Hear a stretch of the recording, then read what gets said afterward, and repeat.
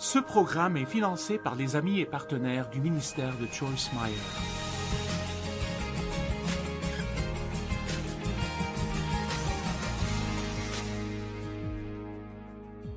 Bienvenue à tous. Je suis si heureuse que vous soyez avec nous aujourd'hui. Et ma prière est que ce que Dieu sortira de moi sera exactement ce dont vous avez besoin. Aujourd'hui, je veux vous parler de rester fort spirituellement. Je m'exerce 3 fois par semaine avec un entraîneur et ça m'a aidé à maintenir mes muscles et à me fortifier. Je ne peux pas vraiment vous montrer mes grands muscles ici, mais ils sont là. Vous voyez? Mais cela ne m'aide pas spirituellement quand je suis découragé ou bien déprimé ou quand la peur essaye de m'attaquer. C'est vraiment plus important pour nous de rester fort spirituellement que même rester fort physiquement. Éphésiens 6:10 dit « Au reste, fortifiez-vous dans le Seigneur, et par sa force toute puissante, fortifiez-vous dans votre union avec lui. » Eh bien, le mot union veut dire être un. Tirez votre force de lui, cette force qu'il pourvoit lui-même. Donc, pour moi, ceci parle de passer du temps avec Dieu, votre union avec Dieu, votre unité avec lui. Vous savez, nous avons tous besoin d'apprendre comment laisser Dieu être impliqué dans tout ce que nous faisons. Maintenant, peut-être que ce n'est pas nouveau pour vous, mais quand Dieu m'a enseigné cela il y a des années, c'était nouveau pour moi, parce qu'avant cela, j'allais en fait à l'église le dimanche, et je dirais une petite prière le matin et une petite prière la nuit. Et sauf si j'avais un problème, je ne pensais pas beaucoup à propos de Dieu le reste du temps. Et j'avais ces choses spirituelles que je faisais, dans lesquelles Dieu était impliqué, mais la partie majeure de ma vie ordinaire de tous les jours, je ne pensais pas que Dieu s'intéressait à cela. Et l'une des choses les plus excitantes dans ma relation avec Dieu est devenue de savoir que Dieu est intéressé par tout ce que je fais et que je peux passer du temps avec lui au supermarché ou quand je fais la lessive. Je peux passer du temps avec lui alors que je conduis sur l'autoroute, bien que vous deviez faire attention à ce que vous faites en conduisant. Nous devons arrêter de penser que nous devons être dans un certain bâtiment, dans une certaine position, pour passer du temps avec Dieu. Et je vais vous parler un peu de passer du temps avec Dieu. Et écoutez-moi, je ne veux pas que vous en fassiez quelque chose d'ultra spirituel. Et j'aime Éphésiens 3, verset 16. C'est un verset que, parfois, je prie chaque matin. Je le prie à haute voix. Et vous savez, je le prie quand je m'exerce. Ce n'est pas le seul moment où je prie, mais j'ai certains exercices de thérapie physique que je fais pour mon dos et très souvent, je confesserai l'écriture à haute voix ou je méditerai sur l'écriture. Alors que je fais cela, imaginez cela, priez quand vous vous exercez. C'est l'une des choses qui sont devenues si réjouissantes pour moi, c'est de savoir, de vraiment comprendre que Dieu est partout tout le temps et il est intéressé par tout ce que vous faites. Pouvez-vous comprendre cela? Dieu est intéressé par tout ce que vous faites. Et quoi que nous fassions, si nous l'invitons là-dedans, ça devient spirituel. Ça devient spirituel. Donc le voici, qu'il vous donne, selon la richesse de sa gloire, d'être puissamment fortifié par son esprit dans l'homme intérieur. Vous savez, vous avez un corps que tout le monde voit, mais vous êtes esprit, vous avez une âme, et vous vivez dans ce corps. Les gens voient votre corps, vous voyez votre corps, mais la partie la plus importante de vous est votre homme intérieur. Dieu aime l'homme intérieur du cœur. Qu'il vous donne d'être puissamment fortifié par son esprit dans l'homme intérieur, par le Saint-Esprit qui vit dans les profondeurs de votre être et de votre personnalité. Waouh! Pensez à cela. Dieu veut vivre dans votre personnalité. Je ne sais pas pour vous, mais il y a beaucoup de fois dans ma vie où j'ai voulu une personnalité remplie de l'esprit. Et même si je ne le pensais pas, ma famille et d'autres personnes le pensaient. Nous avons besoin de l'inviter à nous fortifier à l'intérieur dans tout domaine de notre vie. Si vous voulez rester spirituellement fort, vous devez passer du temps avec le Seigneur. Philippiens 4,13 dit « Je peux faire toutes choses par celui qui me fortifie ». La Bible amplifiée dit « Je suis prêt pour tout et je peux tout à travers lui qui me remplit de force intérieure ». Qu'est-ce qui arriverait dans votre vie si vous viviez avec cette pensée? Chaque jour vous pensez « Je suis prêt pour n'importe quoi ». Tout ce qui me fera face aujourd'hui, je suis assez fort pour cela, parce que Christ vit en moi. Vous voyez, c'est la véritable chrétienté de comprendre que vous vivez en Christ et qu'il vit en vous. Ce n'est pas d'aller à l'église le dimanche et d'espérer qu'un jour vous irez au ciel. C'est une relation où il est impliqué dans tout ce que nous faisons.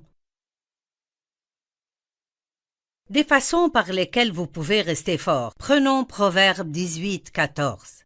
Verset 14, l'esprit de l'homme le soutient dans la douleur et la maladie. Pensez à cela.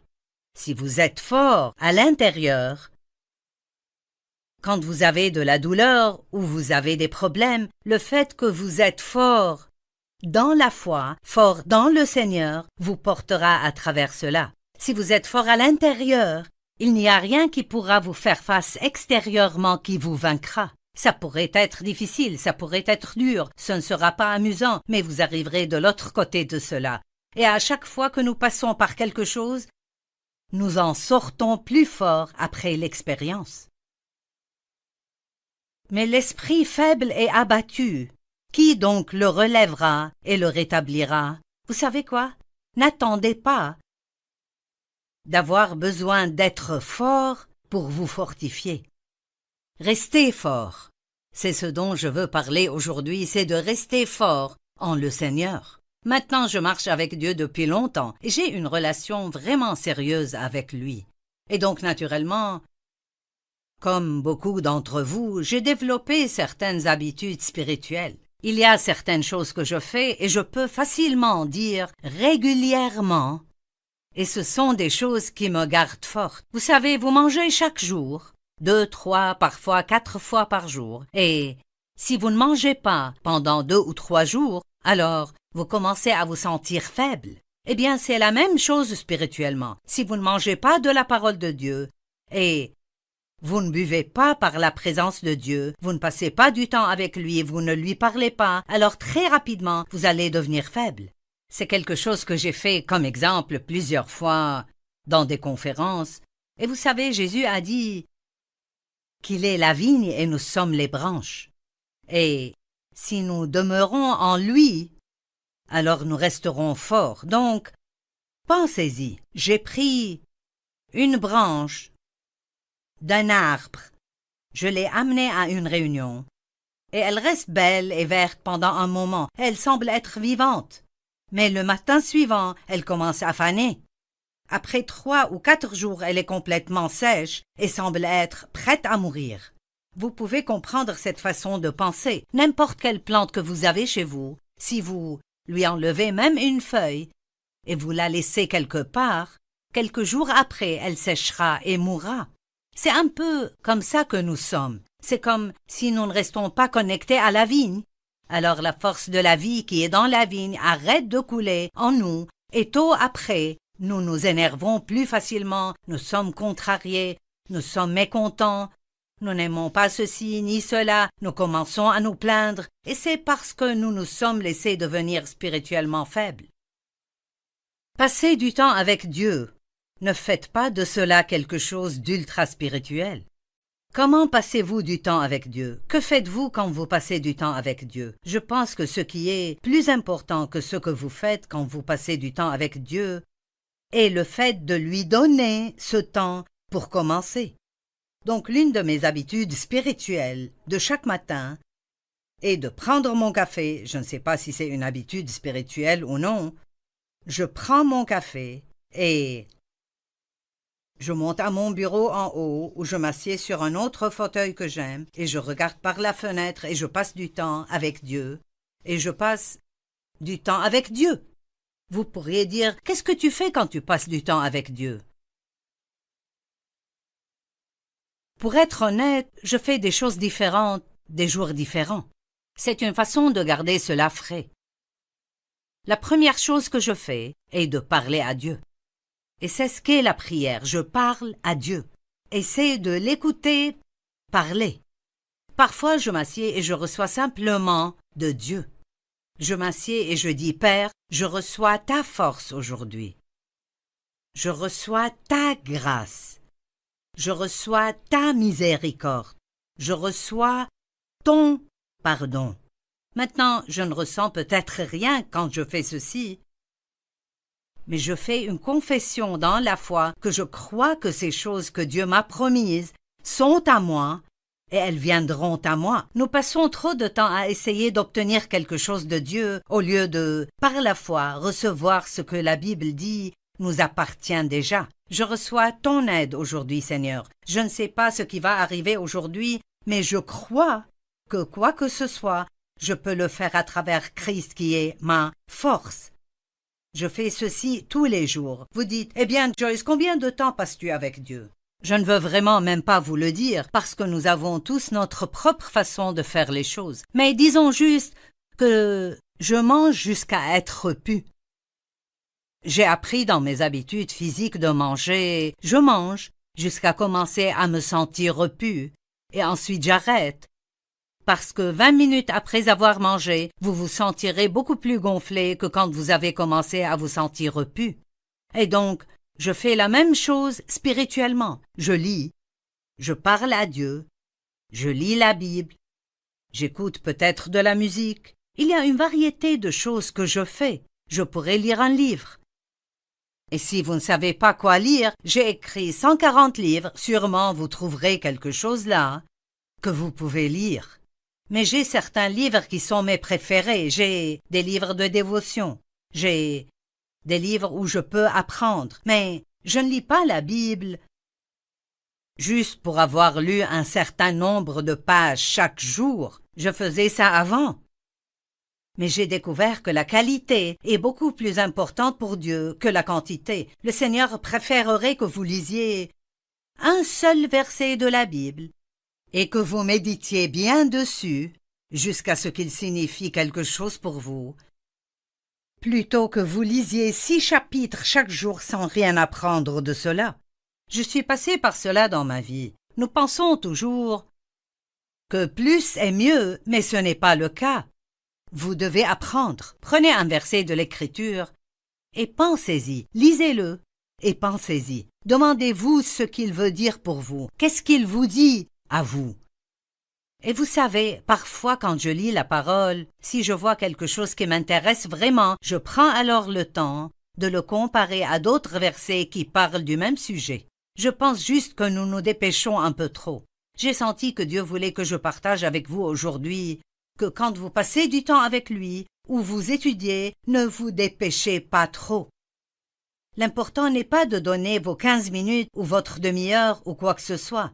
En titre de fait, je ne pense pas que vous devriez compter combien de minutes vous priez et combien de minutes vous passez avec Dieu. Il y a quelque chose qui ne va pas dans nos motivations quand nous faisons cela. Vous n'avez pas besoin d'être fier de vous-même parce que vous avez passé 2 heures avec Dieu et ensuite d'être gêné parce que vous n'avez pris que 10 minutes avec Dieu.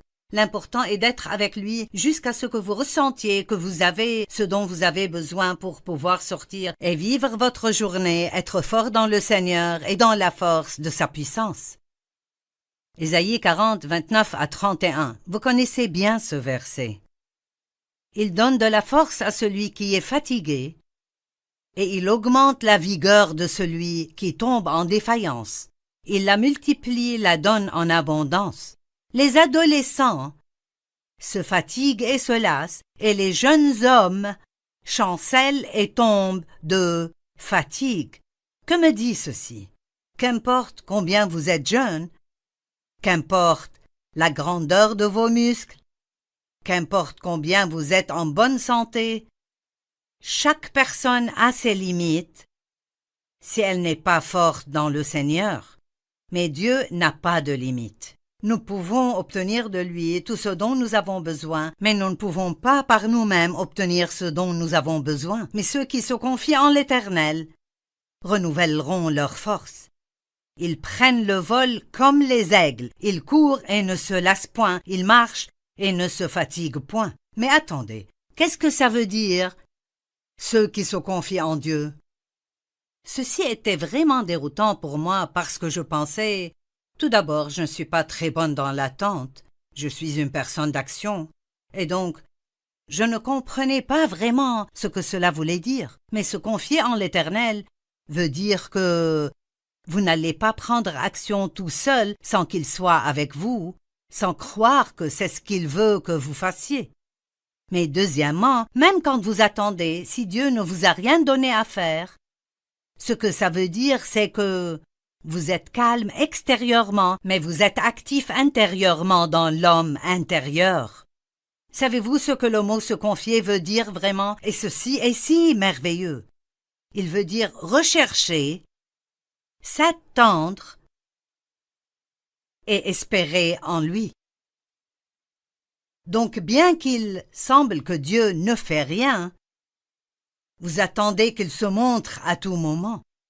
Vous croyez qu'il agira incessamment. Si vous m'invitez chez vous pour le déjeuner et je dis que je viendrai et que j'y serai à 12h15, je peux presque vous garantir qu'à partir de 12h05 ou 12h10, vous regarderez par la fenêtre de temps en temps pour voir si je viens. Vous ne penseriez même pas que je pourrais ne pas venir parce que vous considéreriez que je suis une personne qui tient parole.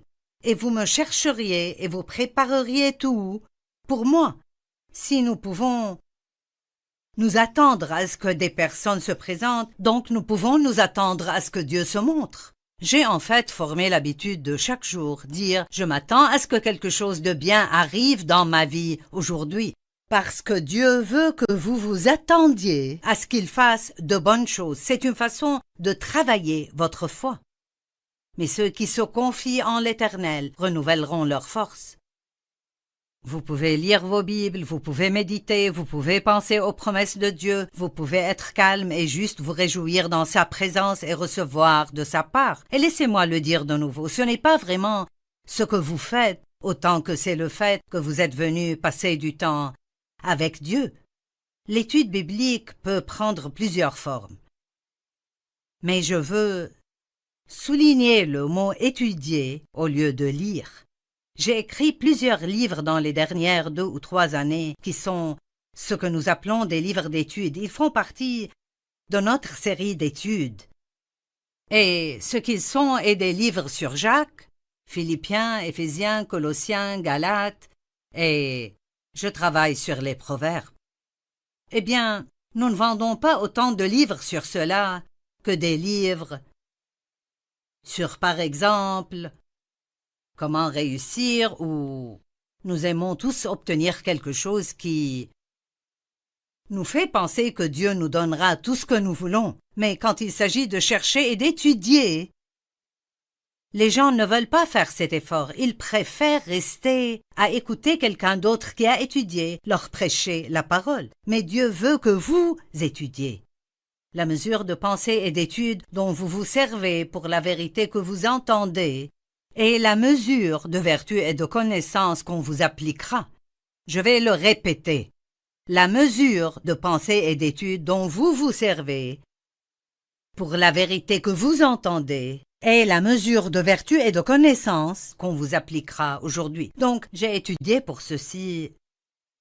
J'ai investi probablement au moins 3 heures dans la préparation de ce que je partage avec vous ici. Donc, j'ai fait mon travail, j'ai fait ma part. Le Saint-Esprit fait sa part, mais ferez-vous votre part?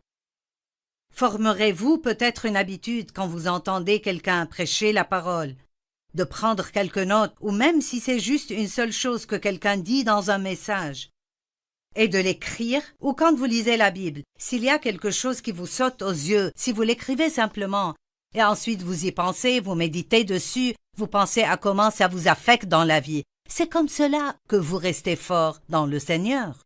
Laissez-moi vous dire quelque chose, et si vous ne vous rappelez rien de ce que je dis aujourd'hui, excepté ceci, c'est bon. La vie éternelle n'est pas juste de savoir des choses sur Dieu, mais c'est de connaître Dieu. La vie éternelle est de connaître Dieu. Et donc, quand vous recevez Christ comme votre Sauveur, à partir de ce point, je pense que votre travail en tant que croyant devrait être de connaître Dieu. J'aime ce que Paul a dit dans Philippiens 3, verset 10. Il dit « C'est ainsi que je pourrai connaître Christ et la puissance de sa résurrection, qui m'élève d'entre les morts alors que je suis toujours dans ce corps. » Donc vous savez, nous sommes ici sur cette terre et nous sommes dans des corps physiques et le monde est plein de problèmes aujourd'hui. Mais Paul dit, il y a un endroit où nous pouvons vivre où, bien que nous soyons là, nous pouvons être élevés. C'est la vie de la résurrection.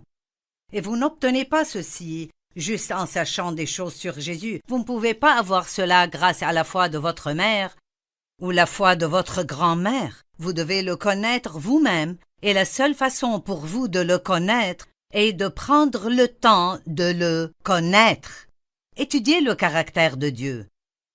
Étudiez les merveilleuses choses de Dieu. Prenez le fait que Dieu est bon et méditez là-dessus pendant quelques jours. Cherchez tous les versets que vous pouvez trouver sur la bonté de Dieu et lisez-les. Le travail que vous mettez dans la connaissance de la parole de Dieu est vraiment ce qui vous aidera plus que d'écouter quelqu'un d'autre. Maintenant, bien sûr, je suis une prédicatrice de la parole et donc je veux que vous m'écoutiez. Ce que vous entendez de quelqu'un d'autre devrait juste être une étincelle qui enflammerait votre désir de connaître Dieu plus profondément vous-même. Vous pouvez aussi confesser la parole de Dieu à haute voix. Ça fait partie de mon temps de tous les jours avec Dieu. J'ai eu tellement de problèmes avec la condamnation et la culpabilité.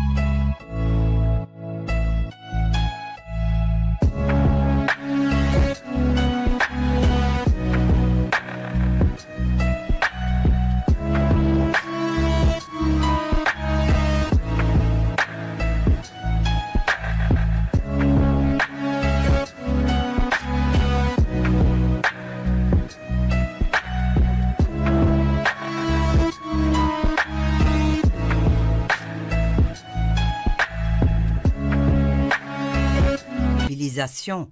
Et l'une des choses que je dis, et je l'ai probablement dit pendant plus de 40 ans, chaque jour est « Je suis la justice de Dieu en Christ », mis à part et sanctifié par le sang de Jésus-Christ.